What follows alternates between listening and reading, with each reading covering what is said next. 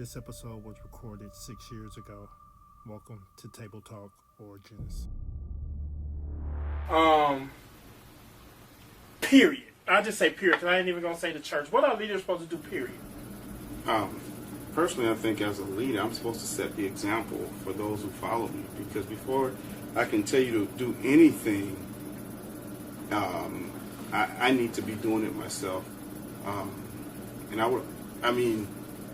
Right. So you were trained. Now, even in the business world, when you go into a job, when you went to your job, I ain't gonna say where you work at. When you went to your job, what was the first thing they did? After interviewing and all of that? When your first day on the job, like orientation, and then they put someone over you to do what? To train me. To train you. Mm-hmm. Now, how long was your training? A week and a half. Okay, now after your training, what happened? They watched me real close. They put me under someone to make sure that I was doing the job right. Then after you was doing your job right, they let me do my job. Why don't we have that principle in the church? And I understand that, we free. And we want people to come in and be free, but people want structure too. They want a path, something, because a lot of people nowadays don't have, if you're doing ministry in the inner city, you're dealing with people who has never had any structure in their life. And they're really looking for it. They want it. You got young folks who have ideas, who have things that God has placed in them. My calling is different from his calling. My calling is different from his calling and his calling. If you have something that God has given you to do as a leader, I want to hear what God has for you to do, and I want to find out where this ministry fits in the big picture. Come on. And if that's your thing, you do it and run with it. What I do as a leader, I cover you. Again, minister of music, so I understand. I've been down this road so many times. Pastor, I got an idea.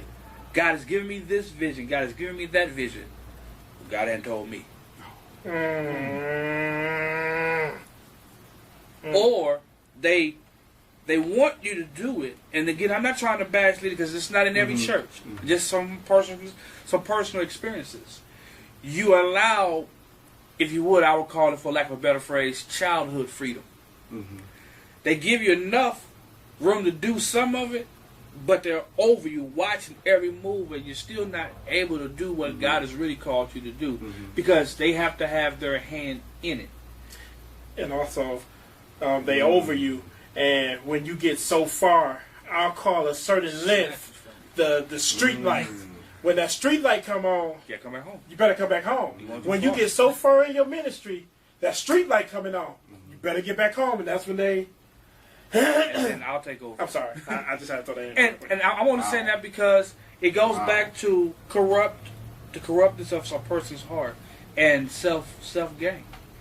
And we all are victims. We all can be victimized to that. Because you got to think, like I said earlier, it says, so leaders are to be careful, mindful, attentive, alert, and respectful, all to the people that you submit yourself to.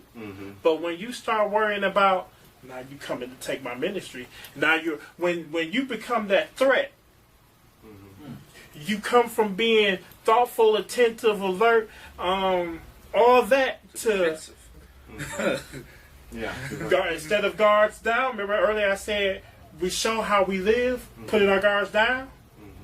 You can't defend yourself with your guards down, so the first thing you're gonna do is put them back up. Now you're ready to, and that's where the low blows and the hurtful things and preaching on people over the pulpit. I hate to say it this way, but that takes too much effort. Oh yeah. It's easier just to hear and do as I'm told. It's easier to do that way. But then when I started studying for myself and doing the Greek and Hebrew translations, I called you. I was like, I finally get what you're talking about. We'll finish this story right after this break.